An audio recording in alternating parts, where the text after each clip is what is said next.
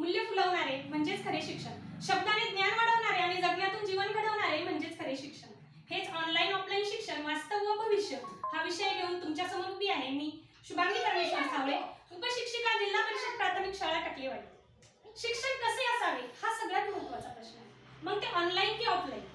माझ्या मते तरी खरे शिक्षण म्हणजे जे ते सुसंस्कार, स्वची ओळख, त्याचबरोबर जगाची ओळख होते तेच खरे शिक्षण. मग ते ऑनलाईन आणि ऑफलाईन या दोघांचा योग्य रीतीने मेळ घालून देता आला पाहिजे. खरे शिक्षण हे जे अनासक्त करतं, जे आपल्याला मुक्त करतं ते खरं शिक्षण. फक्त गुणांनी, मार्क्सनी परिपूर्ण असा विद्यार्थी घडवायचा नाहीये, तर त्याला या 21व्या शतकात या शिक्षणातून सन्मानानं, संस्कारमय आणि समाजभिमुख जीवन जगता आलं पाहिजे असा विद्यार्थी घडवायचा आहे. जीवनातील असंख्य अडथळ्यांना सामोरे जाण्यासाठी संयमी आणि धैर्यशील विद्यार्थी आपल्याला घडवायचा आहे. आपण बघितलं की कोरोना सारख्या महाभयंकर संकटात जेव्हा सारं जग स्तब्ध झालं होतं, तरी आपल्या सर्वांचं हे ज्ञानदानाचं अविरत काम सुरूच होतं. ते होतं ऑनलाईन पद्धतीने. त्यानंतर आपल्याला एक गोष्ट लक्षात आली की या सगळ्या गोष्टी ऑनलाईन पद्धतीचे खूप दुष्परिणाम झाले, पण त्यावेळी म्हणजे कोरोना काळामध्ये त्या व्यतिरिक्त दुसरा पर्यायच उरला नव्हता, म्हणून त्या परिस्थितीमध्ये ते योग्य होते असे मी म्हणेन. त्याचे खूप दुष्परिणाम दिसून आले. मुलांचा मोबाईलकडे कल वाढला गेला, त्यातून त्यांना बरीच चुकीची माहिती मिळत गेली. त्यांच्या डोळ्यावर आणि मानसिकतेवर त्याचा वाईट परिणाम झाला. शारीरिक खेळापासून ते दुरावले गेले.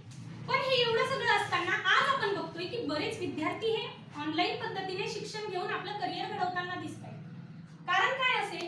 कारण एकच की आजच्या या शिक्षण पद्धतीला, आजच्या या 21व्या शतकातील शिक्षण पद्धतीला जर तंत्रज्ञानाची जोड असेल तरच आपला हा विद्यार्थी या संगणकीय युगामध्ये टिकतोय. मग त्यासाठी फक्त ऑनलाईनच शिक्षण असावं असं तर नाही ना. अहो, ऑफलाईन शिक्षणामध्ये विद्यार्थ्यांना केवळ पुस्तकी ज्ञानच मिळत नाही, तर त्याचबरोबर त्यांना प्रत्यक्ष अनुभवाची व सामाजिक कौशल्याची जोड मिळते. त्यांच्या असंख्य शंकांचे लगेच निरसन होते. मित्र आणि सहकाऱ्यांसोबतच्या संवादामुळे त्यांच्यातली सामाजिकतेची जाणीव दृढ होते. शिस्तप्रिय आणि स्वतःचे विचार लगेच बोलून दाखवणारे बोलके विद्यार्थी तयार होतात. ऑनलाईन शिक्षण जरी सोयीचे असले तरी ऑफलाईन शिक्षण पद्धतीला प्राधान्य देऊन त्यात तंत्रज्ञानाचा योग्य रीतीने वापर करणे आवश्यक आहे असे मला वाटते. म्हणून म्हणावंसं वाटतं की शिक्षण हे समाज परिवर्तनाचं साधन आहे. शिक्षण हे समाज परिवर्तनाचं साधन आहे आणि शिस्त हा राष्ट्राचा आत्मा आहे. काळाप्रमाणे बदलत चाललेल्या या शिक्षण पद्धतीमध्ये शिक्षक आणि विद्यार्थी यांच्या नात्यात दरी पडायला नको. छत्रपती शाहू महाराजांनी म्हटल्याप्रमाणे शिक्षण हे केवळ ज्ञान मिळवणे किंवा शिक्षण म्हणजे केवळ ज्ञान ग्रहण करणे म्हणजे नव्हे, तर ते गंभीर आणि सर्जनशीलपणे विचार व्यक्त करता यावे, विचार व्यक्त करण्याची क्षमता विकसित करणे होय. आणि हे केव्हा शक्य होईल की जेव्हा ऑफलाईन शिक्षण पद्धतीला प्राधान्य देऊन त्यात तंत्रज्ञानाचा वापर योग्य पद्धतीने होईल तेव्हा. आज आपण बघतोय की येणारा काळ हा बदलतोय. परदेशातील असंख्य विद्यापीठ हे आपल्या महाराष्ट्रात, आपल्या भारतात येऊ पाहत आहेत. म्हणजेच आपल्या ह्या विद्यार्थ्यांची स्पर्धा ही जगाबरोबर आहे, ही परदेशातल्या विद्यार्थ्यांबरोबर आहे. मग फक्त 90%, 95% मार्क्स पाडले म्हणजे झालं असं तर नाही ना. मार्क जरूर मिळवा, पण त्याचबरोबर काही कौशल्य आत्मसात करा. हिरोशिमा आणि नागासाकी संपूर्ण उद्ध्वस्त झालं होतं. जपान पुन्हा ताटमानेने उभं राहिलं. कुणाच्या जोरावर ते उभं राहिलं, तर ते उभं राहिलं या पिढीच्या जोरावर. आणि हेच आपल्याला त्या पालकांना आणि त्या विद्यार्थ्यांना पटवून द्यायचंय. एकदा का आपल्या विद्यार्थ्यांना कळालं की आमचं ज्ञान, आमचं कौशल्य, आमचं टॅलेंट हे जगासाठी आहे, हे देशाच्या विकासासाठी आहे, मग बघा आपला विद्यार्थी. अशक्य त्या गोष्टी फक्त शिक्षणच करू शकते. आणि जगक्रांतीची मशाल ही शिक्षणानंच पेटू शकते. ज्ञान आणि कौशल्य ही देशाच्या आर्थिक प्रगतीची आणि सामाजिक विकासाची प्रेरक शक्ती मानली जाते.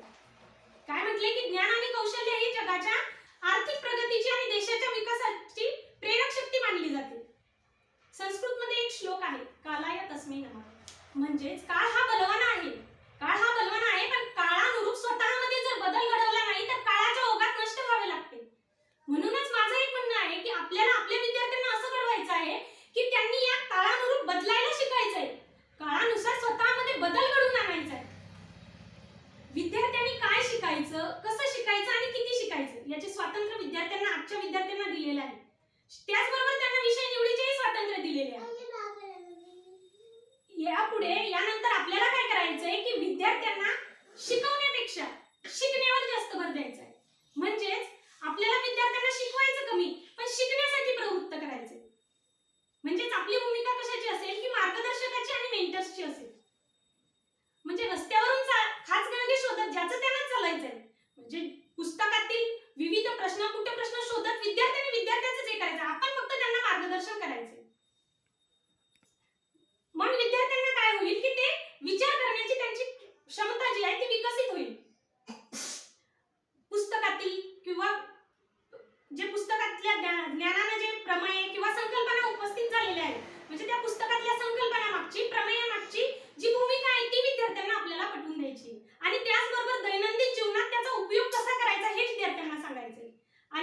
व्हायचंय की आपला विद्यार्थी हा कृतीतून शिकेल आणि साध्य होईल आपलं भविष्यवेधी शिक्षणाचं ध्येय. तो जसेच्या तसे स्वीकारण्यापेक्षा तो शंका उपस्थित करेल आणि नाविन्यपूर्ण उत्तराचा शोध घेईल.